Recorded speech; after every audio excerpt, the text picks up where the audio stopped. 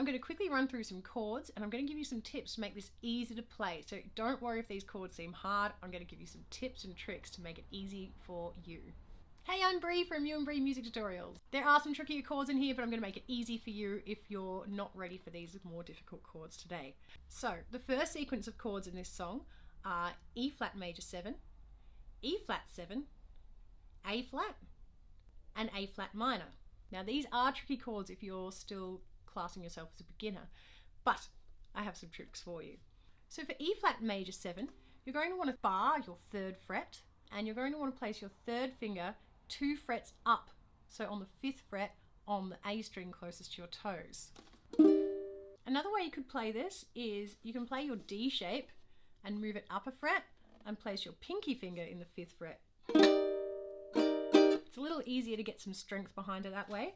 And there's another way you can play this is you could just not play your G string closest to your nose, play the bottom 3 strings, and there's a little less to play that way, a little bit of less of a stretch. So from this bar chord, you simply play your 2nd finger in the next fret up, so the 4th fret.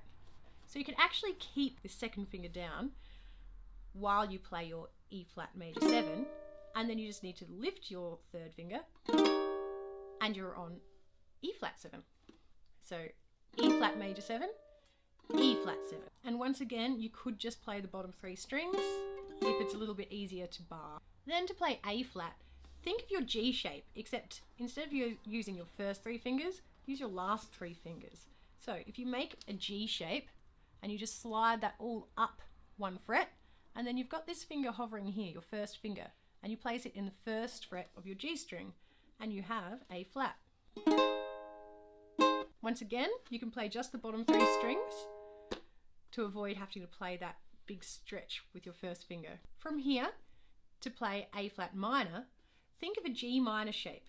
And once again, using your last 3 fingers, you've got your G minor shape, slide up 1, and your finger was already on 1st fret. So when you get used to this, you can leave that 1st finger there and practice your change between G shape and G minor shape. It's all just up 1, which makes it G sharp or A flat. In the play along that I've done, which I'll put a link to in the description, I've just done big long single strums, because that way you can choose whether you're just going to do long strums, or you might want to make a picking variation of the song, or you can actually hear a bit of a pulse there where it plays sort of 4 strums on each one.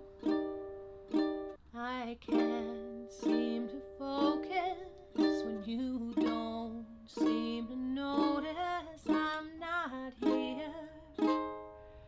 I'm just a mirror. You check your complexion to find your reflections all alone. I had to go. So it's up to you whether you want to do 4 strums per chord or just nice big long chords. I feel that it sounds beautiful either way. And that's just for the first half of the song. Then there's a bit of a breakdown. You'll hear it gets a bit funky.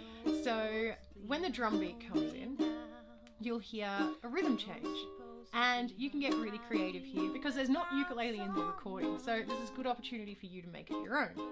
What I'm doing, however, is I'm playing a syncopated rhythm. What syncopated means is off the beat. So I've got 1 E and a 2 E and, which is a bit of a complex way of counting. If you listen. So pa, pa, pa, pa, pa, pa. Just try to get that rhythm. You can just work on tapping it while you listen to the song or strumming. And you can hear I'm muting the strings. It's not a chuck strum, it's a mute. I'm play, stop, play, stop, play. So I'm making my first 2 strums short by stopping them, and then a long strum. Another way you can do this, because you're playing bar chords, is you can just take the pressure off your fingers. So when you gently lift your fingers, it mutes the strings. So mute, mute. That's another way to get that sort of funk sound happening. And I just use that same little funky rhythm throughout that whole second half. The only other chord progression that is in the entire song is G, C minor, B flat, F. So a G chord, which is one of the fundamental chords. If you haven't learnt it, you can check out my beginner's series, that might help. And then we move to C minor, which is your first 3 fingers on the 3 frets, all closest to your toes in the 3rd fret. C minor, then a B flat.